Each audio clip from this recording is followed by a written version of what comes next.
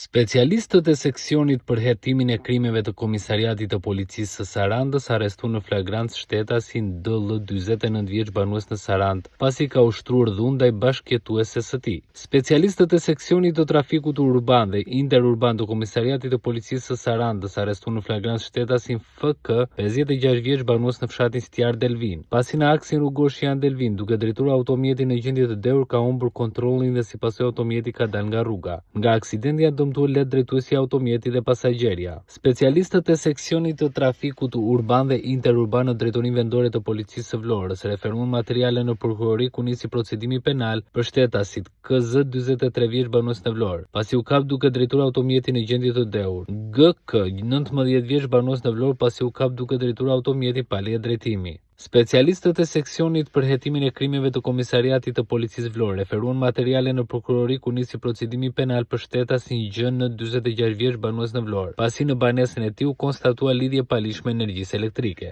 Gjithashtu referuan materiale në prokurori pasi më datën 3/3/2026 në orët e para të mëngjesit në lagjen Isa Boletini ka rënë zjarr në dyqanin në pronësi të shtetasit PR 62 vjeç banues në Vlorë. Po punohet për përcaktimin e shkakut të rënies së zjarrit. Specialistët e seksionit për hetimin e krimeve të Komisariatit të Policisë Sarandë referuan materiale në prokurori ku nisi procedimi penal për shtetasin AT 41 vjeç banues në Sarandë, mjek në Spitalin e Sarandës, pasi ka kallzuar shtetasi SG 34 vjeç banues në Sarandë se shtetasi AT ka neglizhuar trajtimin mjekësor të djalit të saj të mbijetur në spital. Materialet procedurale ju referuan prokurorive përkatëse në Vlorë dhe Sarandë për veprime të mëtejshme.